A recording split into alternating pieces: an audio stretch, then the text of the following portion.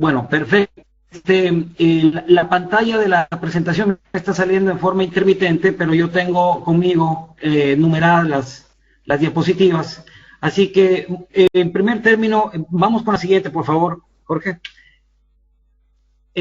Un agradecimiento a la Agencia Estatal de Meteorología del Gobierno de España, no solo por la amable invitación a esta jornada, sino por todo el apoyo tan decisivo para que el CIFEN sea una realidad hoy, después de 12 años de mucho esfuerzo, y podamos servir a la región y al mundo desde estas latitudes. La siguiente, por favor.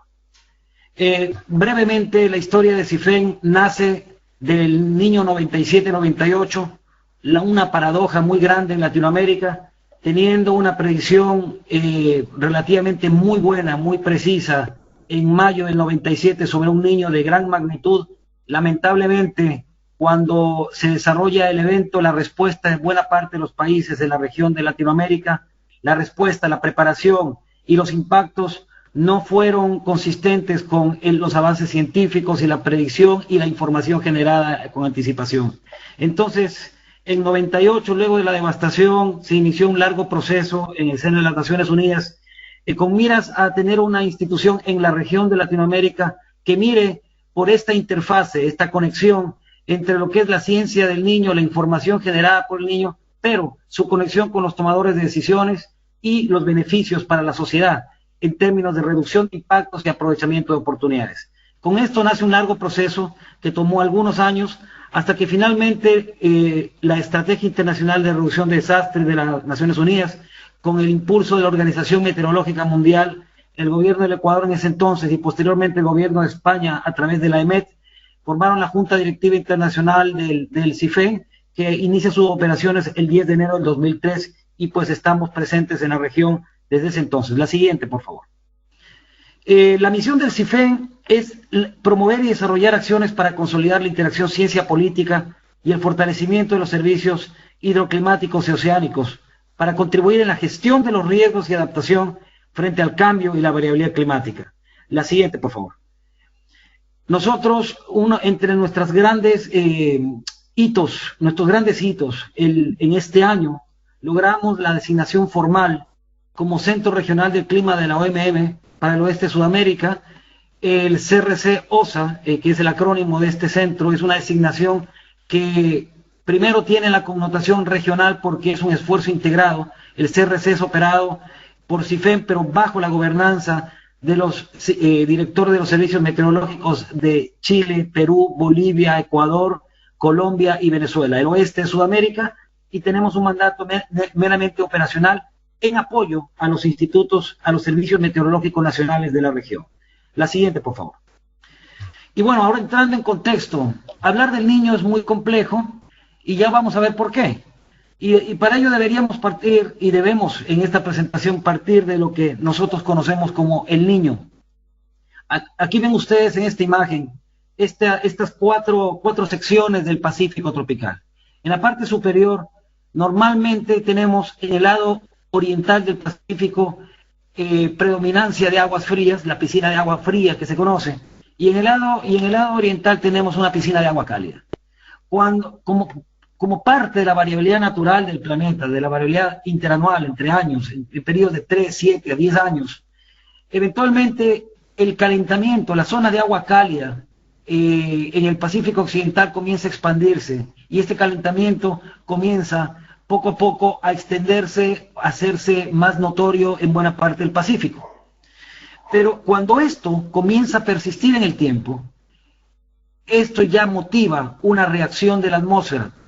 Aun cuando a veces se lo dice al revés, cuál fue el primero, la atmósfera del océano, el océano de la atmósfera. Finalmente lo que sucede cuando ya estamos hablando de un proceso típico de El Niño, es que lo que está ocurriendo en el océano, el calentamiento anómalo del océano en el Pacífico Central, genera una respuesta de la atmósfera que se traduce en el debilitamiento de los vientos zonales, de los vientos alisios que corren normalmente de este a oeste, y que comienzan a debilitarse. En el momento que se debilitan a causa del calentamiento del océano, este debilitamiento genera a su vez que el calentamiento del océano se incremente, y el incremento de temperatura del océano hace que los vientos se debiliten. Esta realimentación mutua entre el océano y la atmósfera se conoce como acoplamiento del océano a la atmósfera durante el niño, y es básicamente cuando nosotros hablamos ya de un niño plenamente establecido. Es decir, el génesis del niño se produce en este momento cuando se logra esta realimentación del océano y la atmósfera, y pues se comienza a sostener. Entonces inicia un ciclo de vida de lo que llamamos el fenómeno del niño, con esta realimentación, y tiene un ciclo de vida que pues va desde su fase madura hasta un máximo en el que alcanza su máxima intensidad, y por ende luego su posterior declinación. La siguiente, por favor.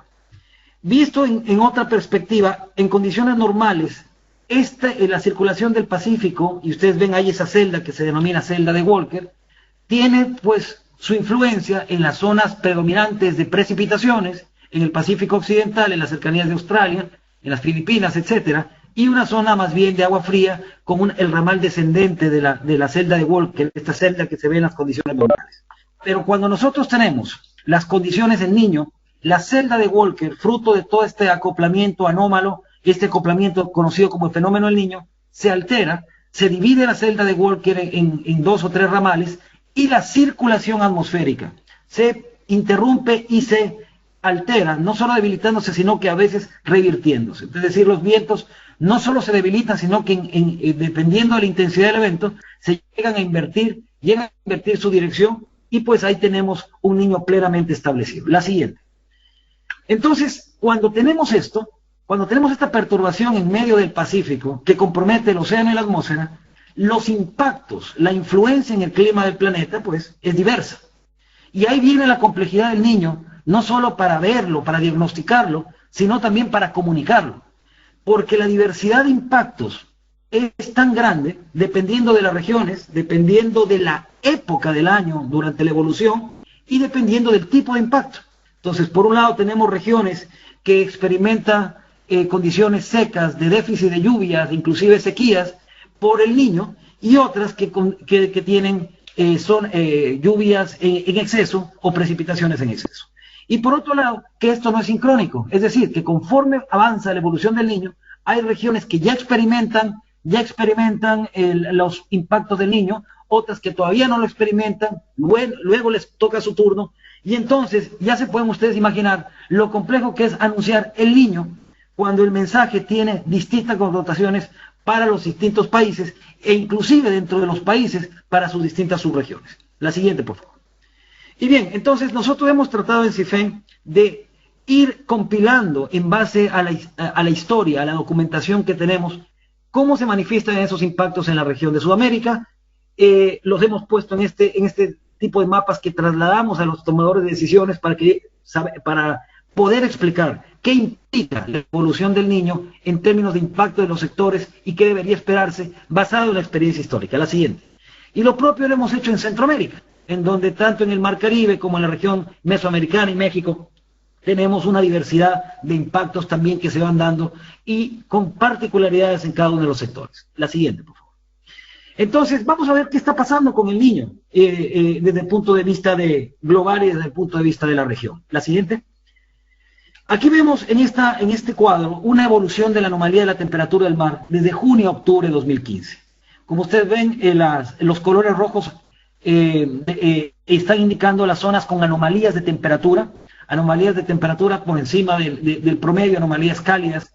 Y ustedes ven cómo desde junio, y eso no quiere decir que desde junio comenzó todo, sino que simplemente para captar la evolución que se está teniendo del evento del niño actual, es progresiva, y vemos cómo cada mes la cobertura de las anomalías positivas del calentamiento va tomándose buena parte, no solo el Pacífico tropical, sino también buena parte del Pacífico Norte, y para el mes de octubre, que es el cuadro que tenemos en la parte inferior izquierda, vemos cómo ya tenemos un niño plenamente consolidado, y donde se va formando una estructura también en el hemisferio sur de anomalías tipo herradura, que es clásica de un niño ya en su fase madura. La siguiente, por favor.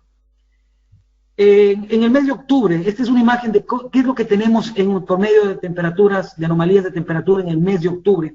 Vemos un niño plenamente desarrollado, plenamente establecido, como para dar una clase, con todos los elementos en su sitio desde el punto de vista espacial, y pues que con anomalías que inclusive en buena parte del Pacífico alcanza hasta los 4 grados centígrados de temperatura. La siguiente, por favor. Haciendo un zoom a esta imagen y ya yéndonos un poco más a la región de nuestra competencia, en donde trabajamos con mayor intensidad, como CIFEN, el Pacífico Oriental vemos estas anomalías de hasta 3 grados centígrados cercanas a las Islas Galápagos, cerca de la costa de Ecuador, y anomalías entre 1 y 2 grados centígrados en buena parte del Pacífico Oriental, pero básicamente vamos encaminándonos hacia una cobertura prácticamente total de anomalías positivas, anomalías cálidas en todo el Pacífico Oriental. La siguiente, por favor. Entonces, como ustedes comprenderán y como se explicó en la presentación anterior, tal como se hace con la oscilación del Atlántico Norte, el Pacífico tiene sus índices también que nos ayudan un poco a entender su evolución. Los índices del Niño tienen mucha historia, alrededor de 20 o 30 años desde su desarrollo, y básicamente representan una forma de procesar las anomalías de temperatura en distintas regiones geográficas del Pacífico tropical. Entonces tenemos 4 regiones, Niño, que ustedes las ven ahí en esas cajitas. La caja amarilla es Niño 4, la intermedia es Niño 3.4, que es la zona básicamente donde el acoplamiento al que hice mención se manifiesta, y esta es una zona muy importante porque es la generatriz de las teleconexiones, es decir, cómo lo que está sucediendo en el Pacífico se traslada hacia otras regiones del planeta a través de un mecanismo de propagación que se conocen como ondas de Rossby.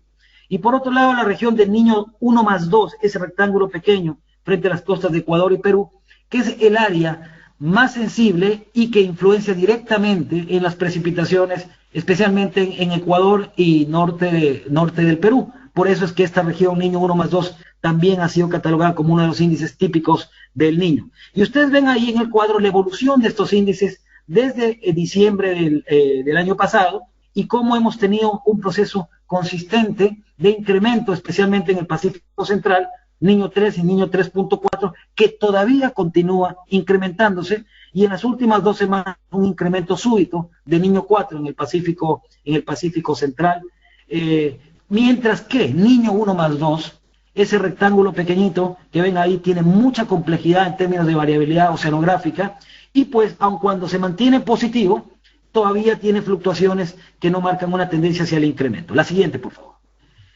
Vea, este es un gráfico que nos muestra la anomalía de contenido de calor en la capa superficial del océano, entre 180 grados, es decir, la línea de fecha, y el Pacífico Oriental, 100 grados oeste. Y este gráfico lo hemos utilizado mucho durante los últimos meses para explicar a los tomadores de decisiones por qué lo que estamos viviendo el día de hoy, en este año, no se parece para nada con el año 2014, en la cual hubo aparentemente condiciones del Niño, se pronosticaron condiciones del Niño que finalmente no se consolidaron. Pero la diferencia entre el 2014 y 2015 es abismal. Para octubre de 2014, como ven en la gráfica, tuvimos un proceso que realmente nos sigue dejando interrogantes. Por un lado, tuvimos un ascenso abrupto de las anomalías entre febrero y marzo hasta abril del año pasado, que nos encendió las alarmas en la región. Comenzamos a hablar de un Niño que iba consolidándose, pero eventualmente cayó drásticamente hasta prácticamente dejar condiciones neutrales en el Pacífico. Luego tuvo una ligera reactivación, pero finalmente no se consolidó. Este año, en cambio, en octubre, a partir de enero de 2015, el proceso ha sido completamente consolidado, consistente, y esto es lo que estamos viendo en la gráfica, por lo que definitivamente hemos dicho a los tomadores de decisiones, a los gobiernos de la región, no podemos utilizar el 2014 como una referencia de lo que no pasó y que podía pasar, porque en este momento tenemos condiciones muy diferentes. La siguiente, por favor. Entonces, esto vemos con más detalle, el mismo gráfico, pero hecho tomando en cuenta como más detalle, y aquí hay aquí hay una gran cifra, un gran número que tenemos que ver, que es el 1.5. Cuando nosotros tenemos persistencia de 1.5 grados en el contenido de calor, en el contenido de calor superficial en el Pacífico, ya estamos hablando del umbral de un Niño fuerte. Y nosotros hace rato, ya desde el mes de julio, ya pasamos el 1.5 y se mantiene persistente. Y lo último que tenemos entre octubre y noviembre es que esta cantidad ya alcanzó a finales del mes de octubre, y mejor dicho, hasta los datos del día de ayer, el 2.1, y todavía su tendencia sigue hacia el incremento, por lo que ya pasamos el umbral de un niño fuerte, estamos en un niño fuerte. La siguiente, por favor. Este gráfico puede parecer muy complejo, pero para nosotros es muy útil. Es un gráfico Hofmöller. Vemos en el eje vertical el tiempo. Entonces vemos la evolución de lo que está pasando. En el lado derecho tenemos nosotros la costa del Pacífico ecuatorial, en las costas de Sudamérica, y por el otro lado, en el lado izquierdo, tenemos es un corte transversal entre Sudamérica y parte de Oceanía, en medio del Pacífico, y nos dice cómo, nos muestra cómo en el tiempo, desde diciembre de 2014, el calor, es decir, todo el contenido de calor ha venido trasladándose desde el Pacífico occidental hacia las costas, hacia el Pacífico oriental. Y los colores más intensos muestran la intensidad de esas anomalías en superficie. Y uno de los factores muy importantes, especialmente para nuestros amigos, señores directores de Cenami Perú y de MC, a Guillermo y Amelia, que aprovecho para saludarlos, es el arribo de esta Kelvin, nueva onda Kelvin que vemos ahí señalada en azul, en líneas azules, que se generó ya a principios de octubre. La onda Kelvin es un mecanismo de propagación muy típico del Pacífico tropical y que se encarga de transportar el calor desde el Pacífico occidental hacia el Pacífico oriental. Habíamos tenido este mecanismo de transmisión en 2 o 3 ocasiones anteriores, y en este momento hay una nueva onda que viene viajando hacia costa de Sudamérica que está trasladando una significativa cantidad de calor hacia las costas del Pacífico y que estarán arribando frente a costas de Ecuador aproximadamente entre la tercera y la cuarta semana de noviembre, y luego genera un mecanismo de propagación costera, normalmente hacia el norte, pero más hacia el sur, y que pues genera las anomalías en el campo de la temperatura del mar y por supuesto la situación climática. La siguiente, por favor. No voy a entrar muy en detalle con las variables atmosféricas, pero estos gráficos para nosotros son cruciales. Y solo para decirles a ustedes la cantidad de variables que nosotros monitoreamos y necesitamos entender para poder hablar del niño y poder explicar algo a los tomadores de decisiones en cuanto a las influencias climáticas. Aquí vemos 3 gráficos de izquierda a derecha. El uno es las anomalías de los vientos zonales. Para explicarles mejor, nosotros lo que vemos ahí, cuando están estas señales en rojo, estos contornos en rojo, son perturbaciones drásticas en la circulación de los vientos, y eso se traduce, volviendo al gráfico del inicio, en un debilitamiento crítico de los vientos. Entonces, cuando los vientos alisios que soplan de este a oeste se colapsan, se debilitan mucho, eso genera a su vez una perturbación en el océano, que es el mecanismo de propagación de las ondas Kelvin que vimos anteriormente. Entonces, para nosotros es crítico la ocurrencia de los pulsos del oeste, como estamos viendo ahí en la gráfica, porque estas son las perturbaciones atmosféricas que sostienen el fenómeno del Niño, que le dan vida y que le dan impulso y que, por supuesto, generan los impactos a nivel climático. En la gráfica de la mitad, entre colores verdes y cafés, esto es una perturbación, es una monitoreo de la alta atmósfera que nos permite ver las condiciones, cómo a través de un mecanismo de ondas, normalmente intraestacionales, conocidas como Megan-Julian, que son ondas muy típicas de la faja ecuatorial y son decisivas para un pronóstico climático, cómo están siendo influidas, cómo están influyendo en la atmósfera superior.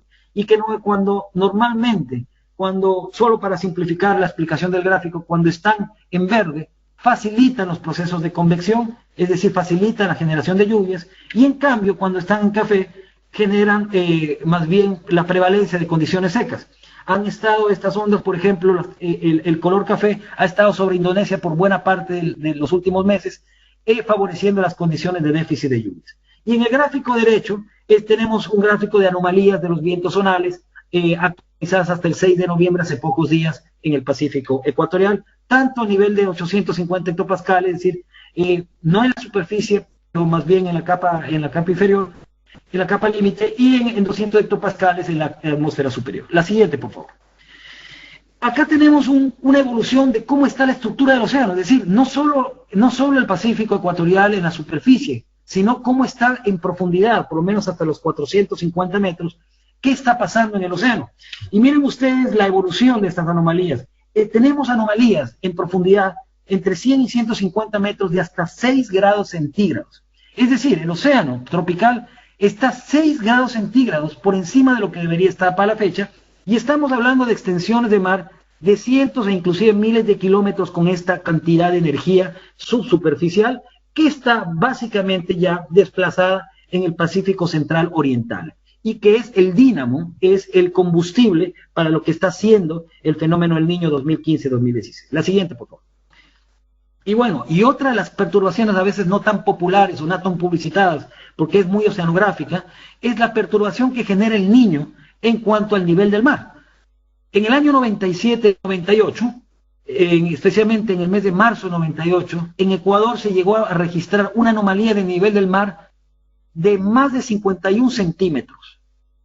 Cuando hablamos nosotros de los escenarios de cambio climático, del nivel del mar, no hablamos ni siquiera de la quinta o sexta parte de esta perturbación, pero nosotros ya la tuvimos durante el Niño 98, y la tuvimos en un solo evento y en una evolución rápida.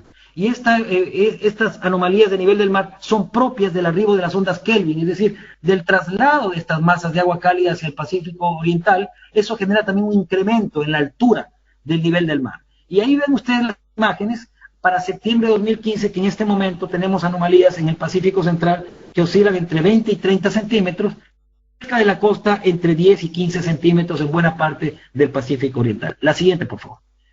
Bueno, y acá lo vemos con más detalle en el Pacífico Oriental, las anomalías que tenemos en este momento, que están en el orden de 10 a 15 centímetros. La siguiente, por favor. Bueno, y en términos, cuando ya hemos hablado un poco de la situación oceano-atmosférica, por supuesto que la variable más importante ya para los tomadores de decisiones es las precipitaciones.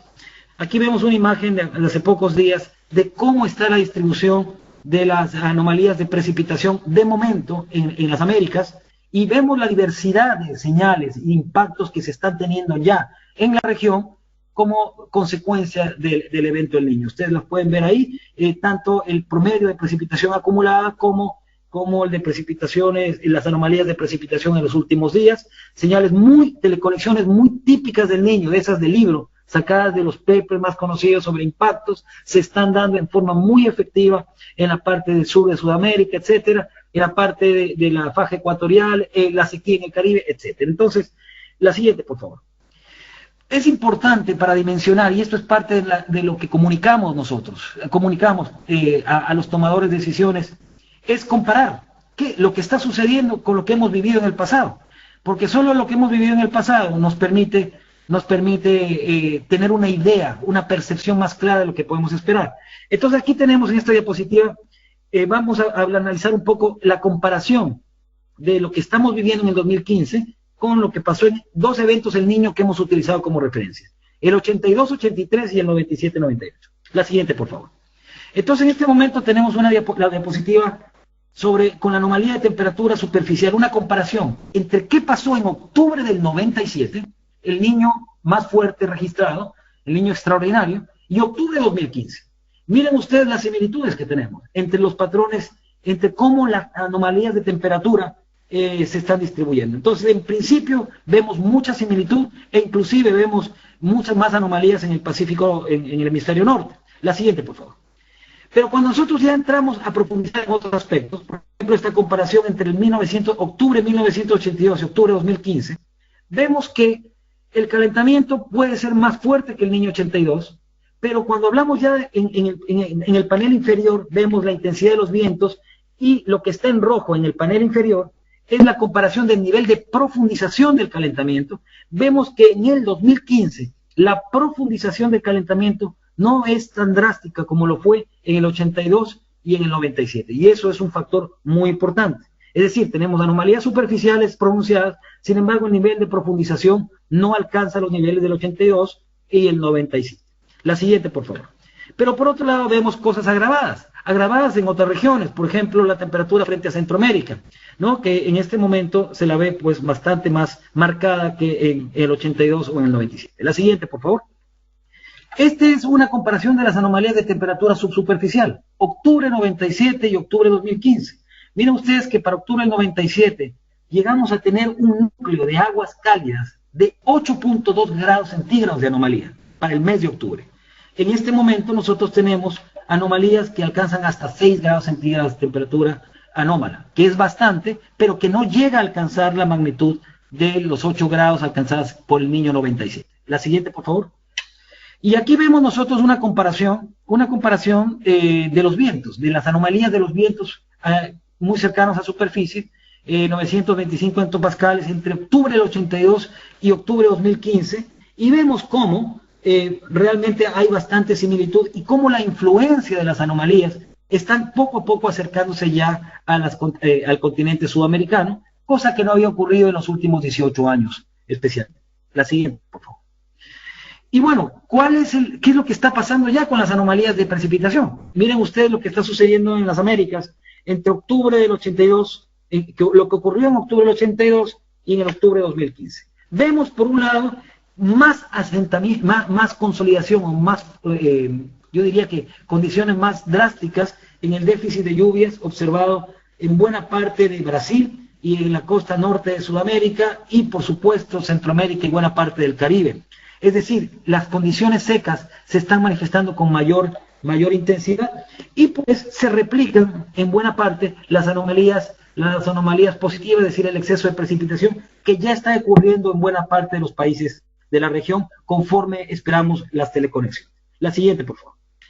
Entonces, ¿qué es lo que nos dicen los modelos? ¿Qué nos dicen las perspectivas futuras sobre la temperatura del mar y precipitación? La siguiente. Y aquí vienen dos condiciones muy importantes para el Pacífico Oriental y muy importantes para lo que es lo que está haciendo el desarrollo del Niño 2015-2016.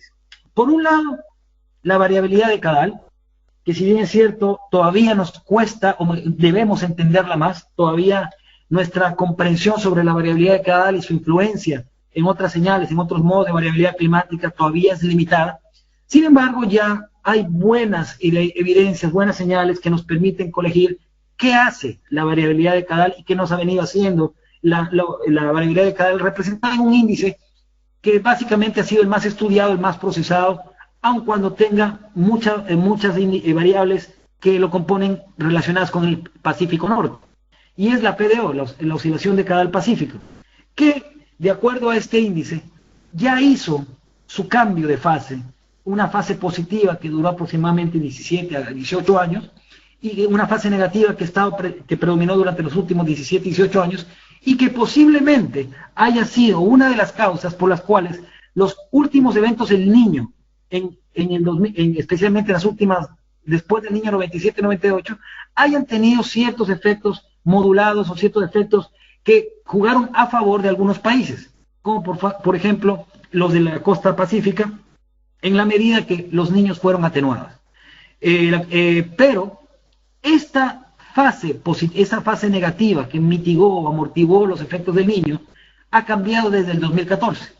Creemos, es una de nuestras teorías que tenemos que seguir elaborando, que lo que ocurrió en el 2014 con el niño fallido, el niño que no se consolidó, es resultado de la transición de la fase negativa de la oscilación de Kadal Pacífico hacia la fase positiva. Pero en el 2015, la oscilación de Kadal Pacífico en su fase positiva se ha consolidado, como lo vemos en los índices, y básicamente podríamos hablar ya de que estamos en un estado muy propio ya de la oscilación de Kadal Pacífico nuevamente en su fase positiva, lo cual podría amplificar o podría sostener mejor que en los últimos 17 o 18 años a los eventos cálidos como el Niño. Y por otro lado, en el panel derecho está el tema que por supuesto a todos nos llama la atención y a todos nos interesa, que es el cambio climático. Y lo que tenemos es un hecho, no es una especulación, no es una proyección, etcétera, es simplemente el hecho físico de que estamos frente al año más cálido de la historia instrumental, estamos por cerrar el año 2015 con récords de temperatura a nivel global, y por otro lado tenemos un fenómeno del Niño fuerte, en pleno desarrollo, que tiene la influencia, por supuesto, del calentamiento global, pero por otro lado, estos índices o estos récords están influidos también por la ocurrencia del Niño. Esta combinación de cosas va a tener manifestaciones climáticas, manifestaciones en términos de lluvias o déficit de lluvias que todavía no alcanzamos a entender, que no son lineales, que no son sumar 1 más 1, sino que tienen una compleja interacción y que ya la estamos viendo y que servirá para seguirla entendiendo en el futuro. La siguiente, por favor. Entonces, esta es una gráfica en la cual presentamos el panorama en el Pacífico Oriental entre octubre de 2014 y octubre de 2015, y en donde vemos básicamente que para octubre de 2015 el Pacífico ecuatorial, el Pacífico Oriental en general, básicamente está ya con un predominio de anomalías positivas. La siguiente.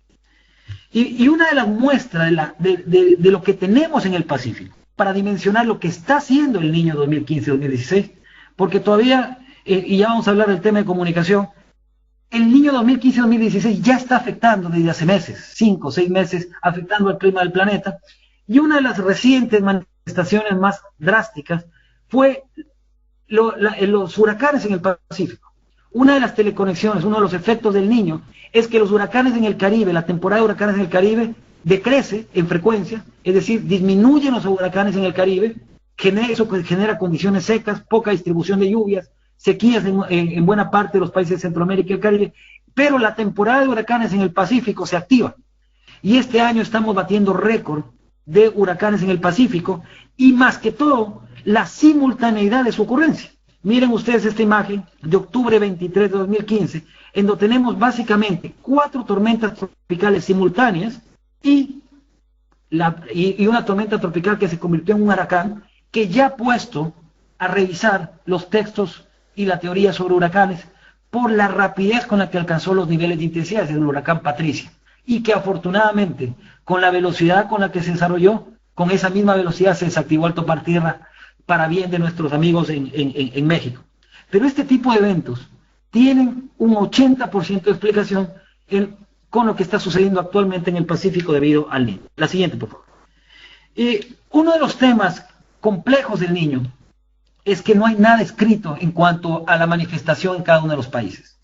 Podemos tener un Niño fuerte como el que hemos venido en este momento explicando y argumentando, podemos tener una señal clara de las anomalías de temperatura, pero eso no necesariamente significa que los países van a repetir su historia en términos de impactos. Y por eso es importante la conexión de la información global con la regional y con la nacional. Y en esta compleja cadena, por ejemplo, yo quisiera ejemplificar uno de los grandes dilemas que tenemos en este momento en el Pacífico Oriental. Pacífico Suroriental y concretamente entre Ecuador y Perú. Esta región Niño 1+2, ese pequeño rectángulo que yo mostré en los índices, es bastante complejo.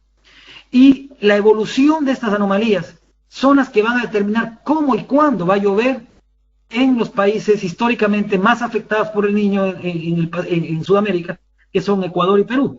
Y miren ustedes lo que está sucediendo con Niño 1+2. Para octubre de 2015 se ubica entre el 82-83, que es la línea azul, y 97-98. Es decir, lo que está sucediendo en este momento ya se ubica desde el punto de vista de la perspectiva regional y concretamente el Pacífico de Ecuador y Perú, entre el 82-83 y 97-98, que son 2 niños terriblemente nefastos para nuestros países.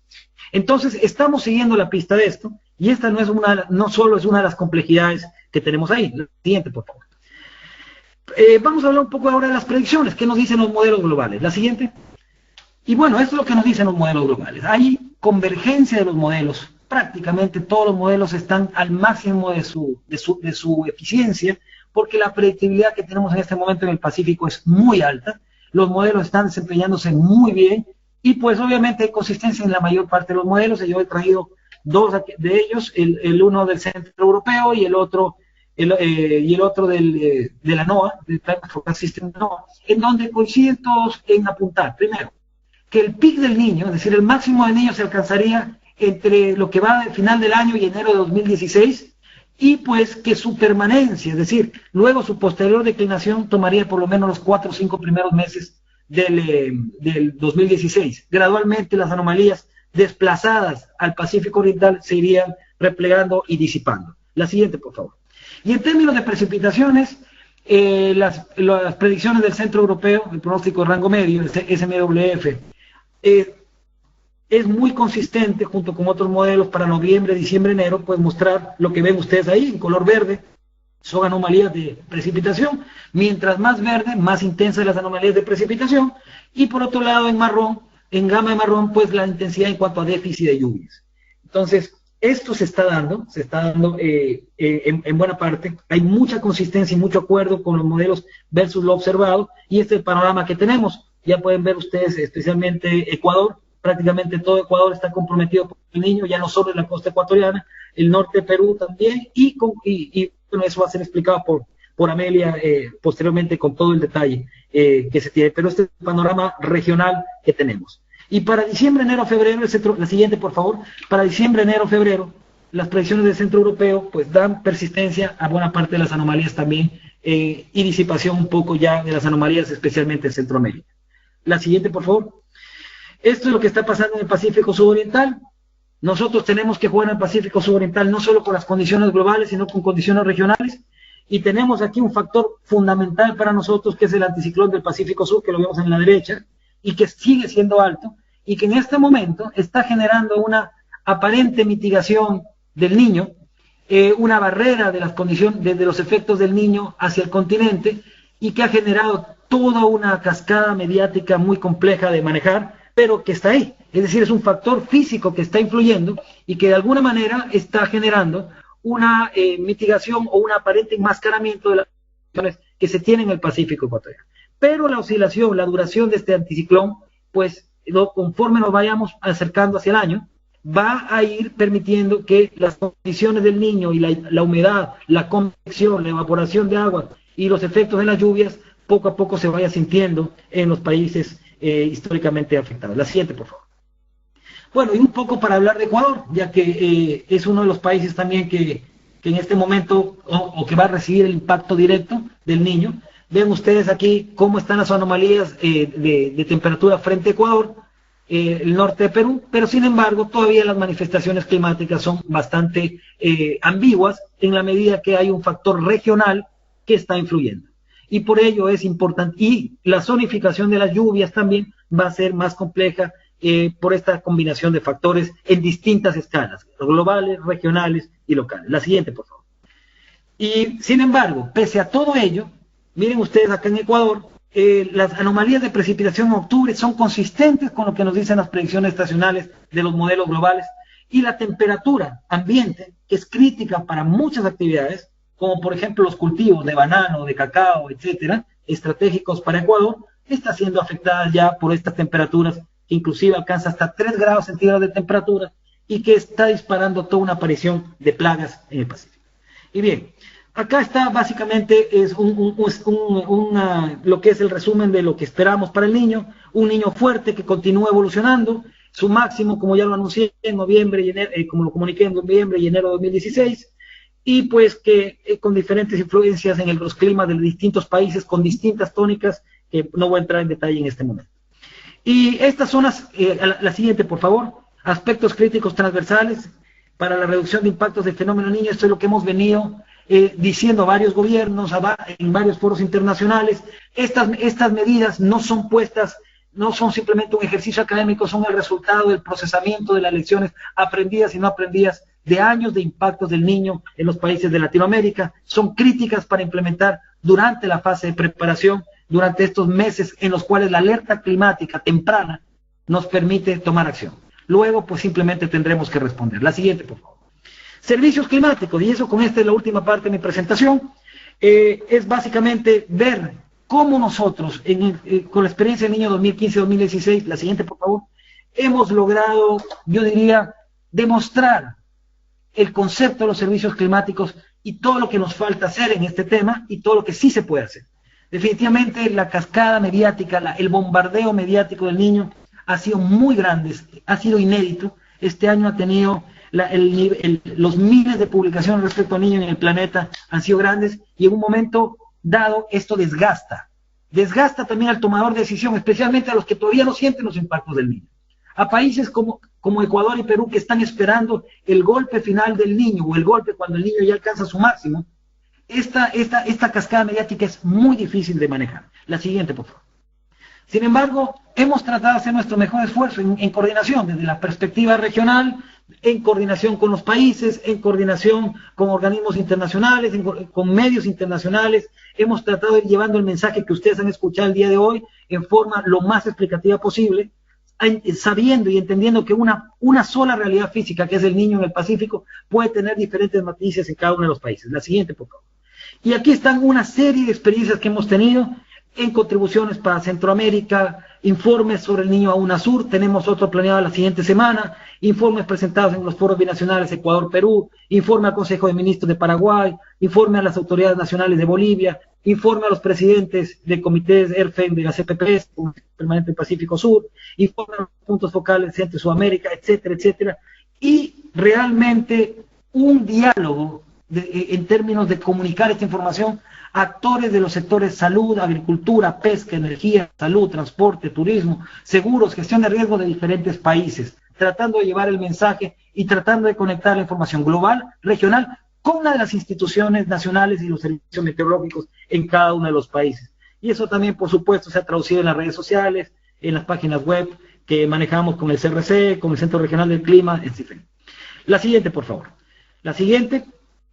Y bueno, este es el número de visitas que hemos tenido. Realmente ha sido un año récord de visitas. A ratos nuestros servidores han colapsado, hemos tenido dificultad para poder responder la demanda de información, pero sin embargo sentimos que hay un flujo de información y que pues de alguna manera hemos podido responder en la medida de las posibilidades a todo esto que todavía no termina, que sigue en desarrollo, que es el niño 2015-2016. La siguiente, por favor. Y los comentarios finales, ya para no cansarlos más luego de esta larga charla. La última milla para comunicar el niño 2015-2016. Lamentablemente, las malas noticias es que pese a todos los esfuerzos realizados, la información climática no está llegando a todos. Y sabemos que las comunidades más vulnerables no están tan bien informadas como las autoridades, como aquellos que tienen el privilegio de tener foros, acceder a los foros especializados, a la población urbana, que también está de alguna manera mejor informada. No está llegando la información a los pequeños agricultores, a los pescadores, a la gente que está en sitios remotos o buena parte de los sectores rurales como quisiéramos que lleguen. La última milla de los servicios climáticos es el gran desafío pendiente. Es un tema que no podemos abordar desde lo regional, es un tema que se debe abordar desde lo local y es complejo. Complejo frente a la cascada de información a veces y desinformación muchas que se produce cuando hay un evento del niño por todo el interés mediático que tiene. La siguiente, por favor. Pero sin embargo también sabemos y hemos visto que los servicios climáticos efectivos son posibles. Son posibles porque hemos evidenciado en estos últimos 6-7 meses que la información climática se convierte en servicio cuando es usada. Y cuando genera una respuesta, cuando genera una reacción política, cuando genera una reacción de los actores, en ese momento el servicio climático es consolidado. Los servicios climáticos para la medida de los sectores demandan interacción cara a cara. No es algo que lo podemos hacer a través de un portal. Ni siquiera a través de una videoconferencia. Tenemos que, para nosotros dirigirnos a los sectores, definitivamente, el concepto de la interacción cara a cara ha demostrado ser uno de los mayores puntales. Y el aprendizaje mutuo de nuestros usuarios, entre proveedores de información y usuarios, es la base de la cadena de diseminación. Porque lo que necesitamos es fortalecer las cadenas de diseminación que son claves, especialmente a nivel local, para abordar a las personas más vulnerables. La siguiente, por favor. La información climática limitada pero exitosamente distribuida puede hacer la diferencia en la generación de la respuesta de los usuarios convertida en acción. No es más estaciones, no es más modelos de cómputo, es llegar a la gente con el mensaje y podemos hacer grandes diferencias en términos de impactos y beneficios sociales y económicos para los países. La siguiente, por favor. Y eso es todo. Disculpen la extensión de mi presentación. Muchas gracias.